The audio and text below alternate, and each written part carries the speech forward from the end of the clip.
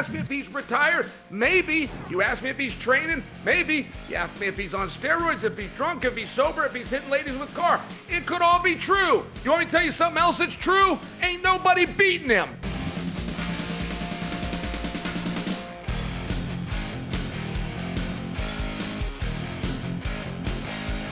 What's happening, guys? I'm Chael, he's Daniel, and you're just in time because we got an argument going on over here at Good Guy, Bad Guy. Daniel, would you like to start? I'm saying that Islam moved up to avoid Ilia Topuria. What part of that fact pattern do you disagree with? I disagree with a ton of it, as we did on Tuesday. And on my YouTube channel, I went at Uncle Chael in my title. I titled it, Islam ain't no coward.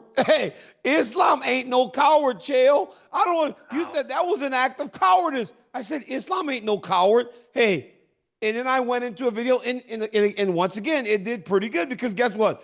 Islam has become Conor. You put Islam in the title, Chael, right? You put him in the title, and Islam wins. Right. But I tell you this much, Islam ain't no coward, Chael. And if you have gone unscathed after you said that, unbelievable, you're untouchable. If no one called you, if nobody reached out, then you're untouchable.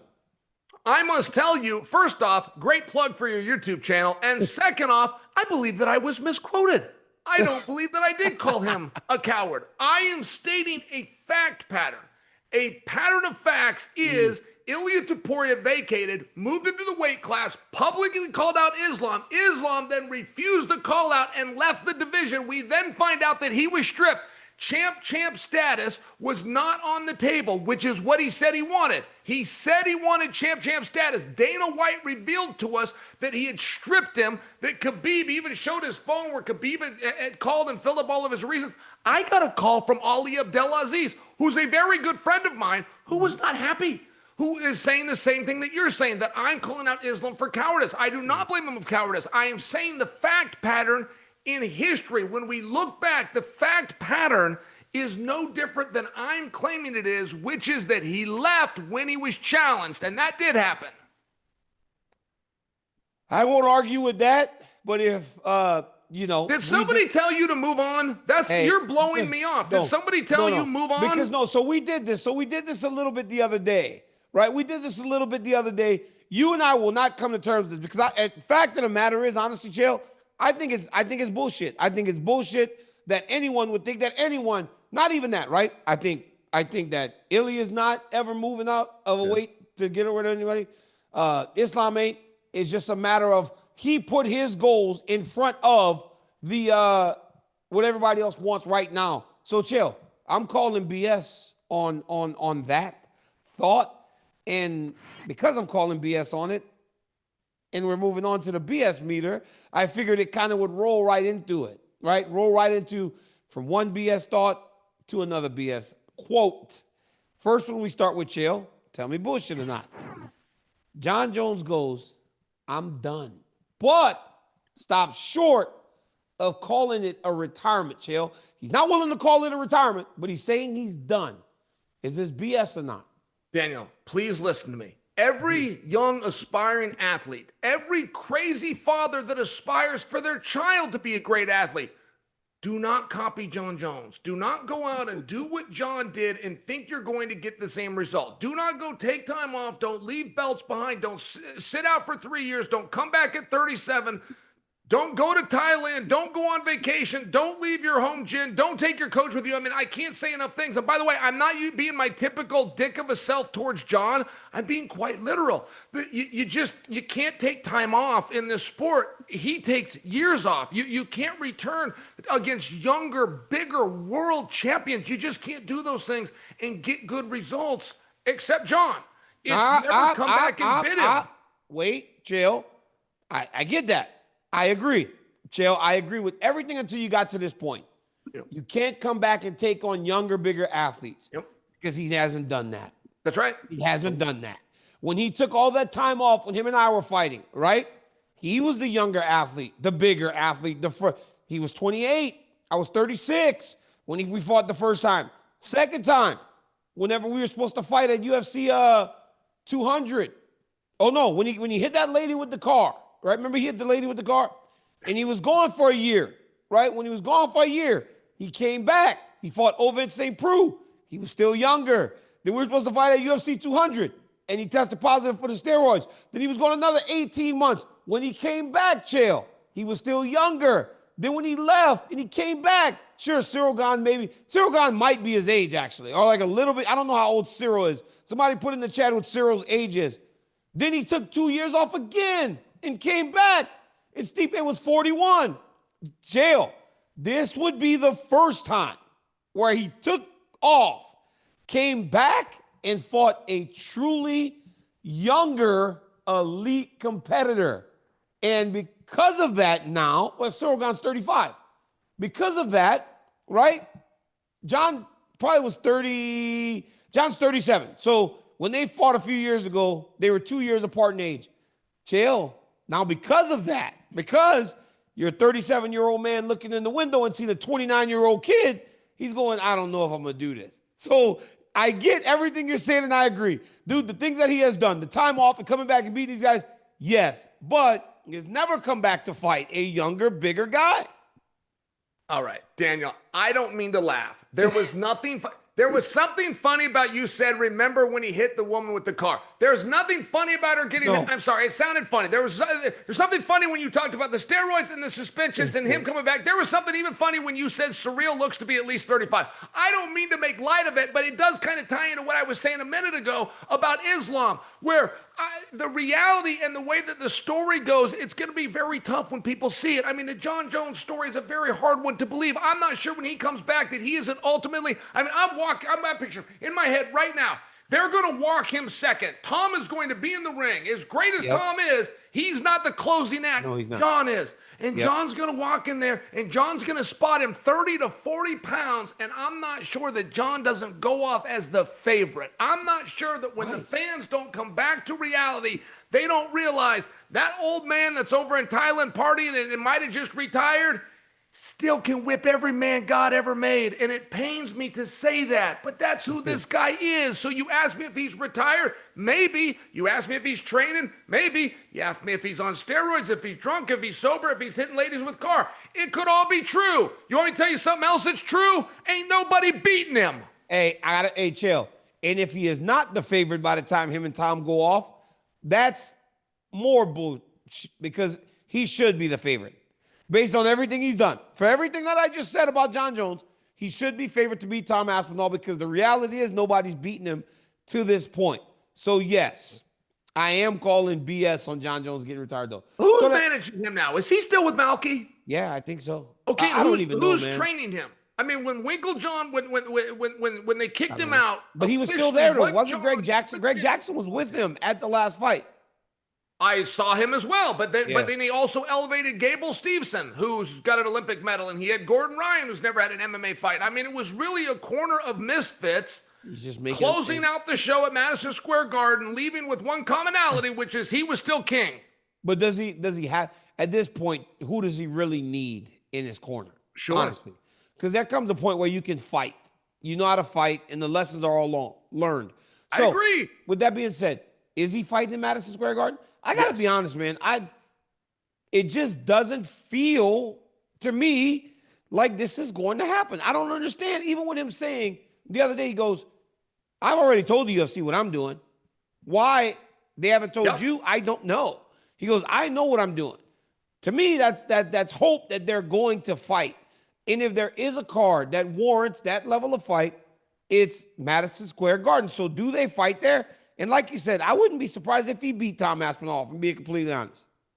Yeah, no, I appreciate you saying that. You know, I don't know what he's doing when he's in Thailand, when he's over there playing. He says that I'm growing in other ways, and he's jumping on a motorcycle and he's having a good time. I can just tell you, hey, Malky, I'm with Daniel. You're live. Call me back, but you're going to be live. Let's just find out. I mean, let's just ask him.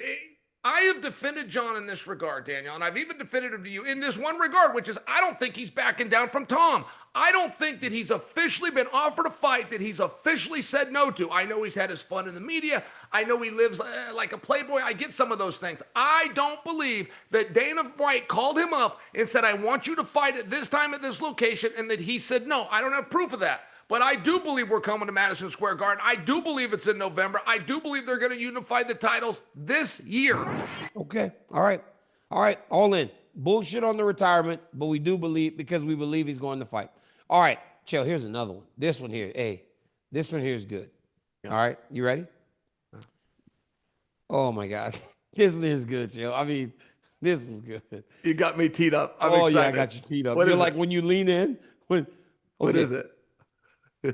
In Los Angeles, Islam Makhachev had to fight Renato Moicano because Arman Tsarukyan could not fight. That's right. Moicano on the win streak was elevated to a championship opportunity, but Moicano was on the card to fight someone else, Beneil Dariush.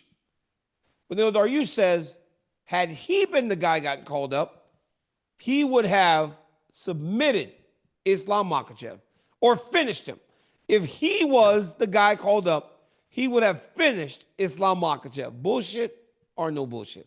Okay, well, listen, that is inaccurate. However, it's not unfounded. Now, I got to take you back a year ago, and Dariush is no different than anybody else. You start to hit that 35, 36, and all of a sudden there's a real skid there. But he had 9 in a row. And by the way, some of those were some real scrambles. I mean, I'll take you back to Dariush versus Gamrot. Yep. That version of Dariush would have given Islam real problems. Was it quite enough to beat him? No. Was it quite enough to finish him? No. Was he a legit #1 contender that can walk through life and make a claim like that and nobody should tease him? Yeah. Dariush at one point was that damn good. Yes. I love Beneil Dariush. But it's a BS comment. Because, Chael, you said at one point he was #1 contender and he had won 9 in a row and he was amazing. Islam's won 15. Yeah. I mean, yeah, like, think about it. That's Islam's a lot. won 50. Huh? That's a lot of fights, man. In a row in the UFC. He's won 50. So I'm calling BS, man. You don't get a guy that's won 15 up, especially when it's 5 title fights, and go, I would have finished him on a day, even though the guy that I was supposed to fight that was favored to beat me got finished by him the same day that him and I were supposed to fight. So he's essentially saying he was going to just completely swing what happened in the Intuit Dome and beat Islam. We haven't really seen Islam struggle outside of him getting caught and knocked out. Like, he has not struggled. I don't care what people say. Like, that fight with him and Dustin Poirier, that wasn't close. It was like 4-1 across the board. Like, that's not a close fight. But the only reason he gets judged in that way is because they're so used to him just throwing people down and finishing. I think Islam Makhachev has now finished, and correct me if I'm wrong, guys, in the room, I think he's finished the last 6 people he's fought. I know he finished, they had the little jiu-jitsu guy from American Top Team. He finished him. They had the kid from Drew Dober. Don't bother with the names. We'll call it 6. 6 is enough. We don't need the names. Charles? No, we don't need the names. Yeah, he's finished them all. He's finished them all, Chael. So, yeah, you're not finishing Islam Makhachev. Not happening. I was starting to tell you earlier, and then you glossed over it, but I feel like you might want to hear this. I got a call from Ali yesterday, and yes, Ali was actually pleading the same case to me, and this mattered to them.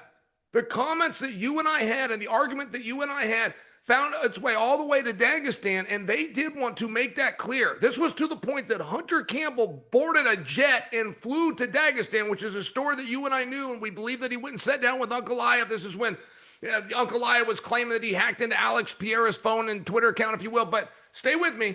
Ali wanted this corrected to say we were going after champ status. We thought when we had Jack that it was going to be a champ opportunity. We agreed to the Jack fight only to find out that a deal had already been struck with the good-looking kid from Spain, Ilia Topuria. So they had to give Ilia a title fight that they promised. They had to give Islam the title fight.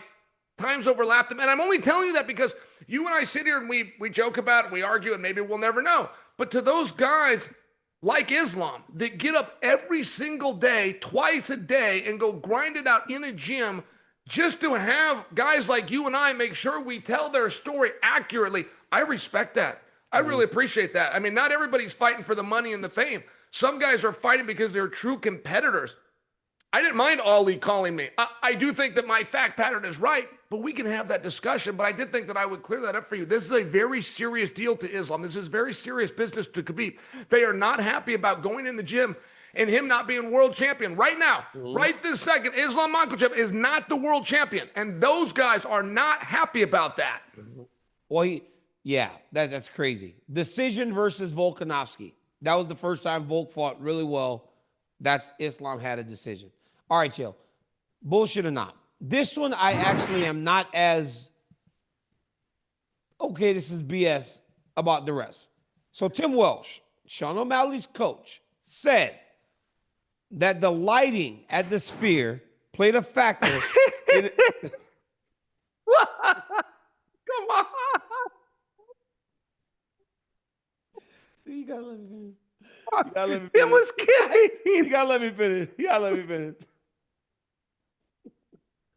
You gotta let me finish. That the lighting at the Sphere was part of the reason Sean didn't compete. Come on.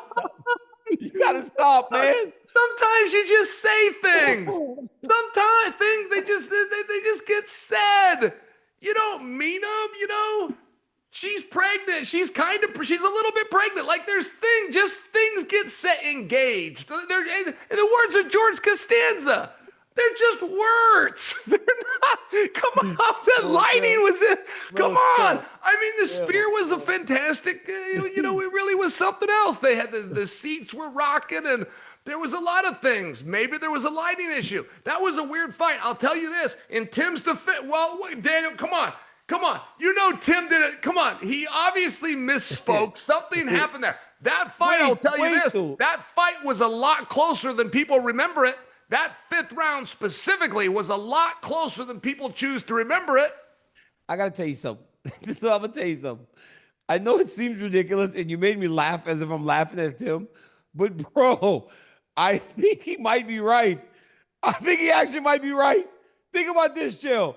Did you remember when Sean walked out? Did you remember how much he was like? Yes. So maybe Tim is saying, like, listen now, maybe Tim is not saying a light was shining in his eyes so he couldn't defend takedowns. Maybe Tim is saying that the moment got big. Oh. And the lights were too much. Figuratively speaking. Yeah, it was too big of a moment. Like the lights. Because when Sean walked out, it was very noticeable. He was kind of going. Yes. He was looking around. It was so noticeable. He was like, wow, this is amazing. Maybe. Hey, because guess what? At the end of the day, Chael, and I'll say this, and this is no shot at O'Malley and none of these other dudes. At the end of the day, Chael, you and I competed at the NCAA tournament in front of 20,000 people, right? The Olympic Games, the World Championship, whether it's age group, senior, we competed in those big arenas. So those moments never felt too big. Sure. Sean O'Malley was a guy that played high school sports and then became a fighter, right? So while you might have fought in front of 20,000 people before, when you're fighting in a once-in-a-lifetime venue, that moment can now seem big for a person, Chael, that didn't experience as a kid. Live gate record to this day is Sphere. It was played one time ever was Sphere. The first sporting event ever was Sphere. They never talk about that. They put Nurmagomedov in the first row. Davidson Figueiredo is the one calling him out. Davidson Figueiredo is a former world champion. He couldn't get a ticket in. He stood outside with Eric Alberson. That is a true story. You got Nurmagomedov in the front row, basically with a notepad and a pen, taking down every single step that O'Malley makes. O'Malley's got no choice. He's got to go deal with this maniac called Merab. He might as well be fighting Nurmagomedov right then. He's got his eyes on Figueiredo. I mean, he's pulled in 3 different directions. You want to talk about the lights being too bright? If we're talking figurative, and that's a Stephen A. Smith term, but if we're like Stephen A. Smith says where the lights got too bright, they were too damn bright, and that wasn't a fair situation they put Sean in. Sean never asked for the Merab fight. Sean beat up Cheeto Vera, and they assigned him the Merab fight. He never even had a chance to take it to the open market and go after who he wanted. I never thought they gave Sean a fair shake as champion, if you really want to know the truth. Yeah. I mean, I don't know about all Who that. manages them? Is it Malky? Let's call Malky. I have no idea who manages. Why would we call Malky? Why are we going to ask Malky about the lights? It's a joke, Daniel. You think it's okay? Okay, so we're calling bullshit. All right, another one here. Oh man, Topuria's master plan, Chael. His brother says he wants to win the lightweight title, move up to welterweight, and become the first triple champion. Thoughts? I like it. There's one flaw in this order. Now, if there is anybody that is on a trajectory, it's very hard to say who our next Conor McGregor is going to be. But if there is somebody that really could captivate the world, it might be Ilia Topuria. He's already got a damn country behind him, and it's not ours. America loves him. I'm talking about a completely different country that he brings to the table. The president, the prime minister, they're biggest soap opera stars and athletes. Not for nothing. You want to know the problem? The problem is when Ilia Topuria walked away from 45 and behind closed doors got a guaranteed title fight, he should have cashed it in at 170 right then. Nobody ever skips a weight class. And excuse me, 145 and 155, you guys weigh the same thing. I am so tired of these 45-pounders and 55-pounders arguing about who's bigger. You guys weigh the same thing. It's the same thing. It's 10 pounds. The move was to do what Conor McGregor, our former 45 champion, did. He went up to 170. He skipped 55. He went from 45 when he took on Diaz at 70. He didn't like the result. He returned to 170. He fought Cowboy years later at 170. I mean, I'm only sharing for you. Nothing held Topuria back but Topuria. If he wants to go up in weight, goddamn it, go up. 10 pounds? It's the same thing. He should have gone to 170. If you want him so bad, go get him. He's at 170. I wonder if he's big enough. That's my only question. Because he can be big enough in regards to the weight, but he's not tall, right? The one thing Islam has that will allow for him to go up to 170 is he's pretty tall, but he's much shorter than Jack. He's much shorter than Jack. So these 70-pounders, they're huge, man. Some of these guys But don't you love this idea? I mean, this is his brother. I think the closest thing in you and I's lifetime to a champ, and that's our lifetime. I mean, I think you and I are going to be around another 40, 50 years. It's probably Alex Pereira. I think that he is the most likely of anybody. He's already conquered 2 divisions. I mean, not for nothing, Ilia's won the hardest division, which is 45, but now he's going to have to win the next hardest division, which is 55, to go up to 70. I mean, it's just so hard to get world title fights. Islam Makhachev had to fight tooth and nail to get a world title fight that he did secure. Ilia Topuria had to fight tooth and nail to get a world title fight that he did secure, but he had to lobby the media for 2 months to do it. It's just hard to get those opportunities, let alone to feel good, to go through those training camps, be able to feel good the night that your music hits those speakers and you got to make that walk. I love that his brother said it, though. That's the only reason I'm not calling BS on it. I love that his brother said that. And I didn't have a brother, but I had some cousins. We were very close. My mother and her sister, and my dad and his brother. Two brothers married to. And that's how I look at my cousins. You'll never convince me somebody could beat them. Those guys were supermen, in my opinion. And if the younger Topuria wants to see Ilia that way, it's a perfect world for me. It's just amazing to me that no one did it in those early days. I think those days are past us now. Back in the day when they used to have those no weight limit tournaments, and then they first decided to do weight classes, I would have thought it would have happened back then, because you had limited champions. If there was anyone that I thought could have done it back then also, it would have been like Randy, right? Because Randy was able to go up weight, down weight, and because he was able to fight a heavyweight, that would have been the hardest one to win. Unfortunately, he couldn't have made 185 probably, and that's probably why he's not a 3-division champion. All right, Chael, let's rank the UFC summer schedule, right? We have some great fight cards this summer. The UFC is really rolling out the red carpet in the big events as we head into the second part of the year. So I want you to give me your top 1, 2, 3, 4, 5, 6. There's 6 cards. I want 3. The first one, Merab O'Malley, Pena Harrison. All right?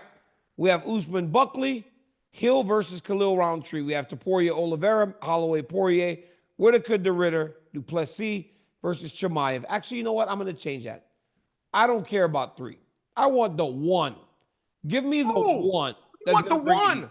I want the 1. All right. Now, stand out above the rest. And I guarantee this will surprise you, and I will admit I'm a little bit influenced because when Ali called me yesterday to give me the riot act, we actually discussed this, and it's DeRitter. He says DeRitter wants a title fight right now, that DeRitter agreed to Whitaker because something was said about that might be the one to get him a title fight. Now, that's not public, and I'm starting a little bit of a rumor. I'm only sharing with you that is the sights that they have set for DeRitter. I see him in that same place. I believe Bo Nickal's going to be champion of the world. I'm not sure that Bo Nickal's ever going to lose another fight. Are you ready for that? And I'm not telling you that he can beat DeRitter. I think if they did that fight 5 times, DeRitter beats him all 5 times. But I'm saying DeRitter is that good. I'm not sure that one championship gets the credit that it should. I'm not sure that for the region and the parts of Asia that he was champion of 2 different divisions, I'm not sure that gets enough credit. And I guarantee if you get the jump on Robert Whittaker, which very few men have, but there is nobody, let me give you a quick stat. There is nobody that's ever beaten Robert Whittaker that hasn't been able to call themselves champion of the world. And if DeRitter gets the jump on Whittaker, I realize he's 1 away, but I'll say it for you again. There's not a man alive that's ever beaten Robert Whittaker that can't call himself the champion of the world. That's actually the fight I'm looking at. I like that one. Followed, I'm curious in this Buckley Usman business. Yeah. I don't know where Buckley's How good is he, Chael? Being that you saw, how good is Buckley, being that you sat next to the octagon watching him and Colby?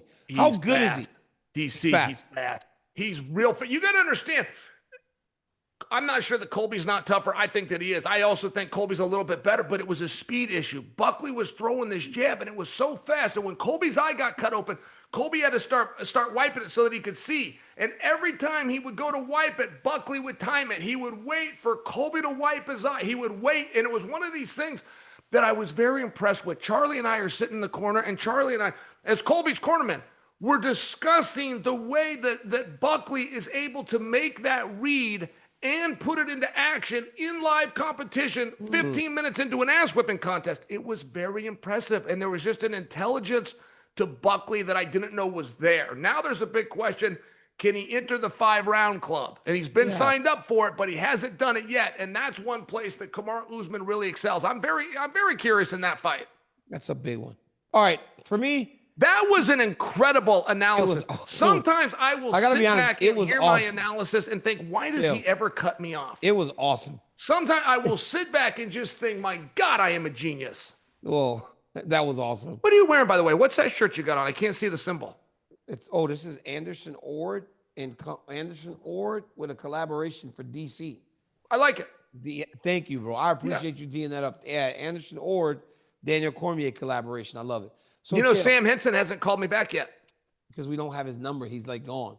He got back to me and said, I'll get back to you guys when I get home, and then he never did. He's ridiculous. You want mine? He told Terry Brands he was the toughest man alive to his face. That's crazy. And you know how many men have said that to Terry Brands' his face and gotten away with it? Nobody gets away with it, Chael. All right, can I give you mine, please? Go ahead. Okay, Chael. I already know what it is. You Homer. You're gonna take the one in New Orleans. Shh. Oh my God, you are a genius. You're a genius. All right, go ahead. Tell me, Tito. Tell me about this BMF fight, baby. Okay, stop.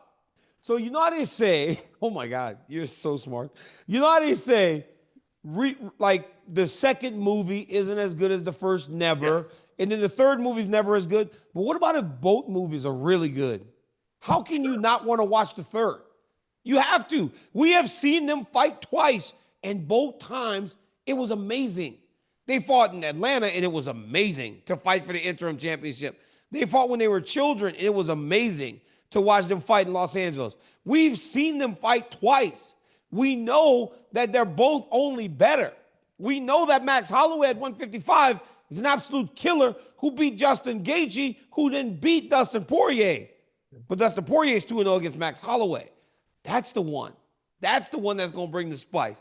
That's the one that's going to sprinkle that hot sauce in the gumbo. That's the one. We're going to go down to Louisiana, eat the gumbo, Chael. I'm taking you to all my favorite restaurants, by the way. I will feed you, so make sure you're dieting and make sure you drop a few lbs so that your suit still fits come Saturday night, because I'm taking you for the gumbo.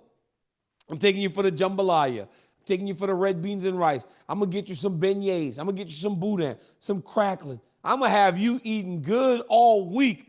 That's it. Will Glenn eat it? Will Glenn try the gumbo?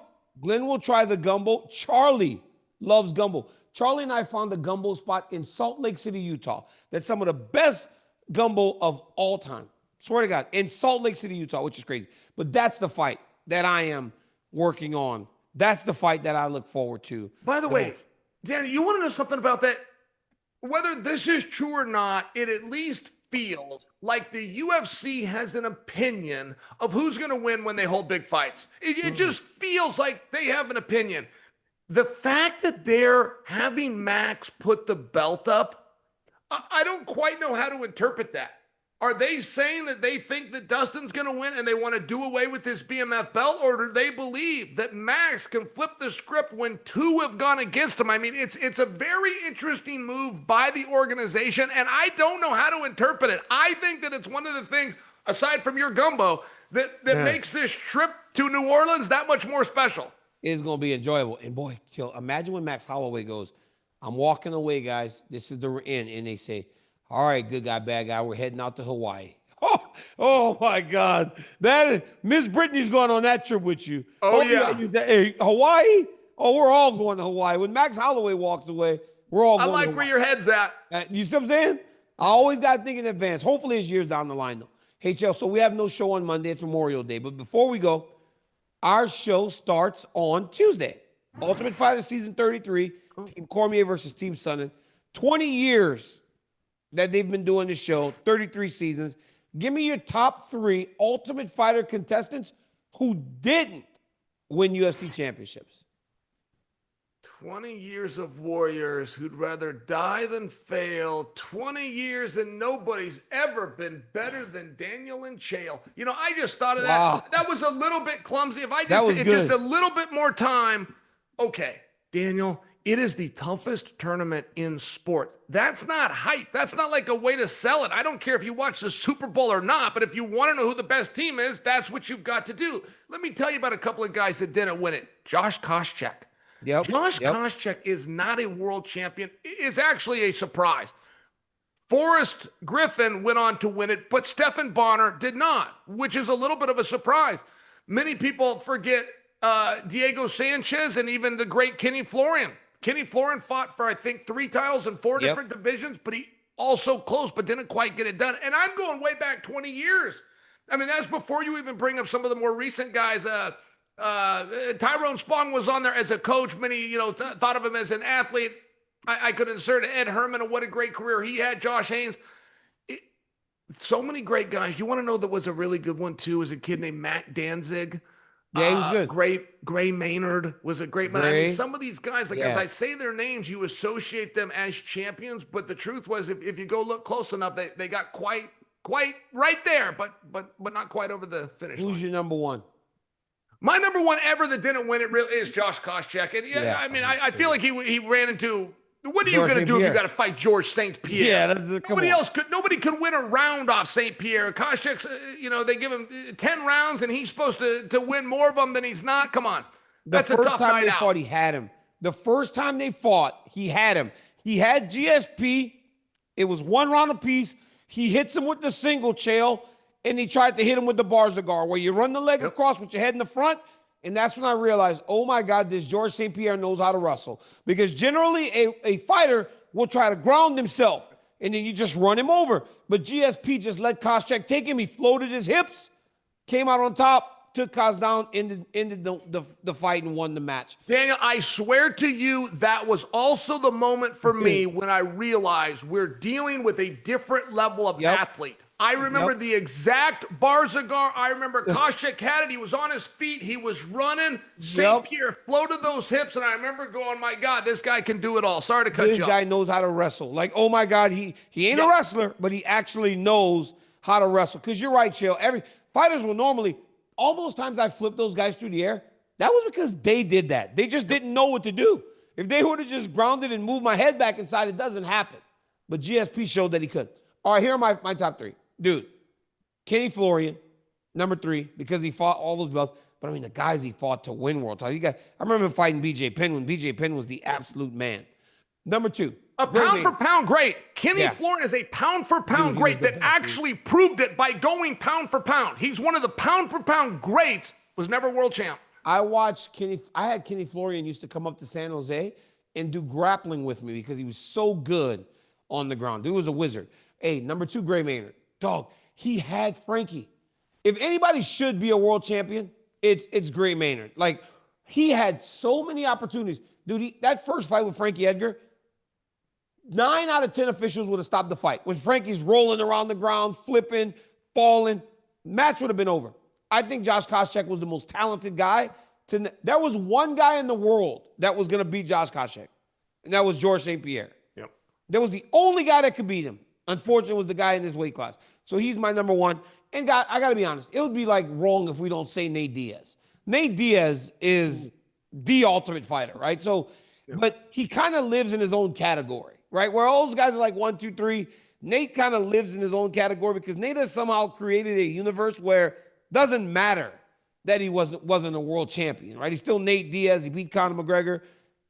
Honestly, Nate has kind of failed in his biggest moments, but his star always shines brighter, right? His opportunity to become BMF champ, he got beat. He got beat when he fought for the world title, but it doesn't matter. He has created a world where all that doesn't really matter. So can I tell you? Okay, you told me this in 2012, and I don't think that you remember telling me this, but this was maybe one of the more brilliant things you've ever said. And you told me, Chael, world champion is not the highest part of our sport. You said the highest part of our sport is when the outcome of your matches no longer matter.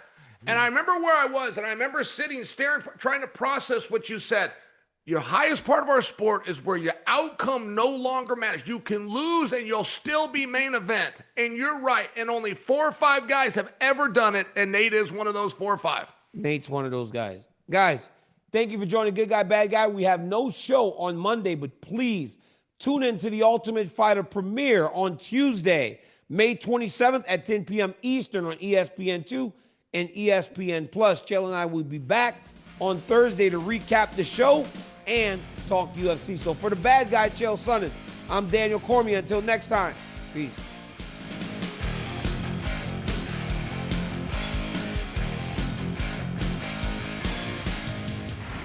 There are many paths to greatness, son. Travel yours as I traveled mine. And I will be there to help you as you stumble, as I always have. Signed, Uncle Chael. No. Signed, your guardian angel. No. Signed, your elder brother. You know what? Put them all. Uncle Chael, your guardian angel, your elder brother. And in the future, if I want your opinion, I'll beat it out of you. No. Leave that part out. Let me extend an olive branch.